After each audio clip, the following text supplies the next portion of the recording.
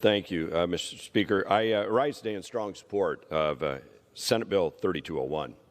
The temporary reauthorization and study of the Emergency Scheduling of Fentanyl Analogs Act.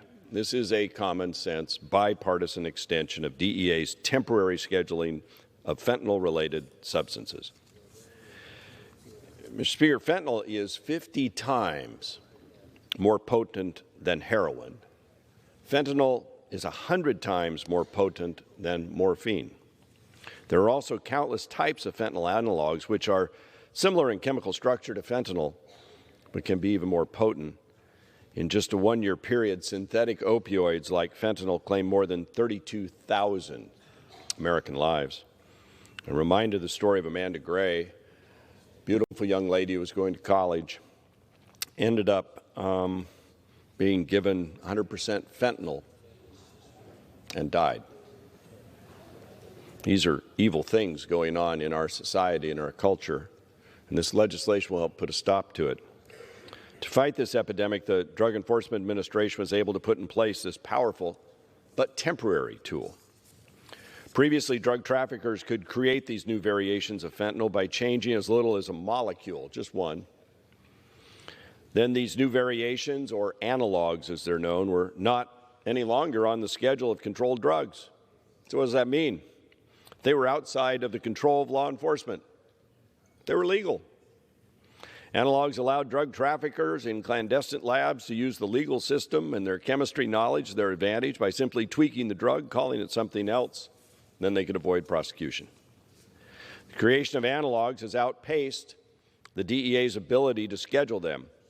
So the DEA used emergency authorities that we've given them to temporarily place all previously unscheduled fentanyl analogs in Schedule 1 so the administration could combat all fentanyl-related substances instead of just going after one substance at a time.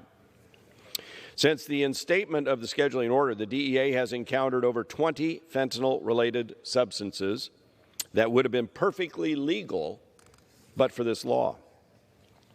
Because of the number of possible variations to the fentanyl molecule, there is the potential for these bad actors, these killers, to create 3,000 analogs. There's no way the DEA could keep up one by one. Many of these substances will be legal again if no action is taken. The DEA's ability to schedule all fentanyl substances expires next week. That's why Congress must act, and must act now. This is what we were fighting about yesterday as Republicans to get this bill on the floor. It shouldn't have come to the last minute, but I'm glad it's here. The Senate had passed it unanimously some time ago, and Senate Bill 3201 is before us today. Last Congress, we were able to put partisanship aside and to pass the SUPPORT Act. It's landmark legislation to combat the opioid crisis. Synthetic opioids like fentanyl and its analogs continue to ravage our communities and take lives, and I'm pleased that again we put partisanship aside today to extend this critical emergency scheduling order. This way, law enforcement does not lose its important capability to combat trafficking of fentanyl-related substances.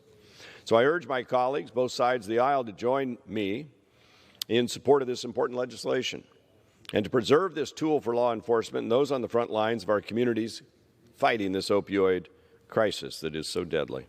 With that, Mr. Speaker, I reserve the balance of my time.